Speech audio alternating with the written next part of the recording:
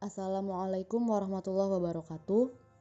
Perkenalkan, kami dari kelompok 7 yang beranggotakan Lintang Lin dan Regina Aktoina Alkausar akan memaparkan materi tentang teori portofolio investasi dan profil setiap instrumen investasi yang diajukan sebagai tugas UAS mata kuliah Analisis Portofolio dan Investasi Syariah dengan dosen pengampu Ibu Maria Ulfah, MESY.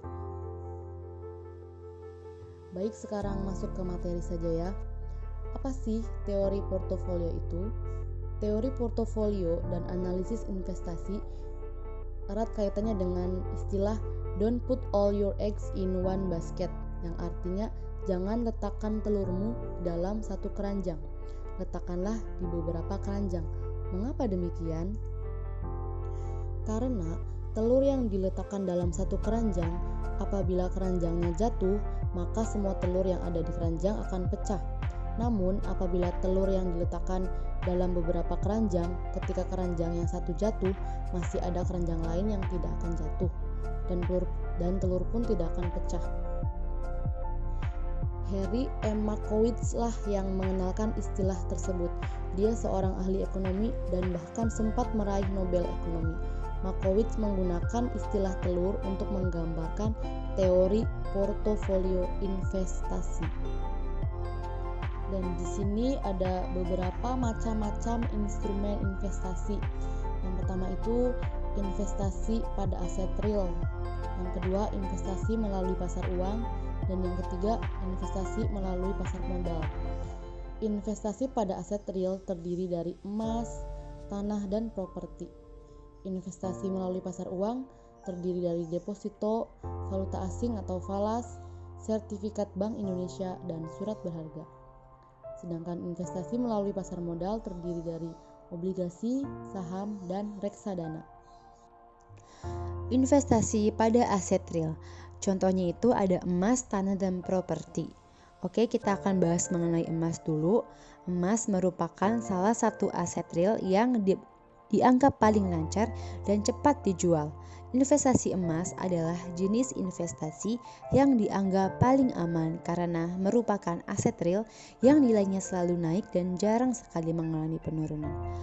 Ada contoh lain yaitu investasi tanah dan properti. Investasi tanah dan properti merupakan salah satu bentuk investasi yang paling banyak diminati karena nilainya selalu naik dari tahun ke tahun dan dapat juga memberikan pemasukan bulanan apabila dikelola menjadi kontrakan, kos-kosan, atau bisa juga disewakan. Investasi melalui pasar uang. Yang pertama, deposito. Deposito merupakan salah satu instrumen penyimpanan uang di bank dalam jangka waktu tertentu yang telah disepakati. Layaknya kita menabung di bank, kita juga akan mendapatkan bunga deposit atas dana yang kita tempatkan di dalam deposito. Yang kedua ada valuta asing.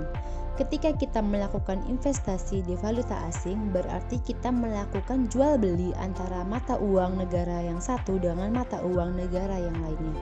Dalam investasi jenis ini, kurs mata uang yang berubah-ubah merupakan faktor utama yang mempengaruhi margin dari para trader. Yang ketiga itu ada sertifikat Bank Indonesia. Sertifikat Bank Indonesia merupakan surat hutang yang dikeluarkan oleh Bank Indonesia untuk mengontrol kestabilan nilai rupiah. Sertifikat ini dijual kepada bank ataupun broker yang ada di Indonesia. Yang keempat ada surat berharga. Surat berharga merupakan dokumen legal atas kepemilikan uang kita dalam suatu perdagangan dan perlindungan bagi pemberian utang ataupun surat yang dimiliki orang yang melakukan perjalanan. Contoh surat berharga adalah cek, biljet, dan giro. Investasi melalui pasar modal. Yang pertama itu ada obligasi. Obligasi atau surat utang merupakan surat berharga yang dikeluarkan oleh perusahaan untuk mengumpulkan sejumlah dana dari investor. Suatu perusahaan yang menerbitkan obligasi mempunyai tujuan untuk mencari sumber pendanaan yang memberikan suku bunga lebih ringan daripada suku bunga perbankan. Yang kedua ada saham. Saham merupakan salah satu investasi yang tergolong dalam high risk, high return. Saham dapat diartikan sebagai kepemilikan atas suatu perusahaan melalui jumlah lembar saham yang kita miliki. Pemilik saham atas perusahaan tersebut akan merasakan keuntungan dan kerugian yang dialami oleh perusahaan tersebut. Yang terakhir ada reksadana. Reksadana merupakan bentuk investasi yang dikelola oleh seorang manajer investasi atau MI dalam bentuk portofolio efek dengan mengelola dana yang dikumpulkan dari sekelompok investor. Investasi ini merupakan kegiatan yang mudah dan dapat dimiliki oleh masyarakat umum karena berinvestasi di reksadana tidak memerlukan modal yang besar. Oke, sekian presentasi dari kelompok kami. Kurang lebihnya kami mohon maaf. Sekian dan terima kasih. Wassalamualaikum warahmatullahi wabarakatuh.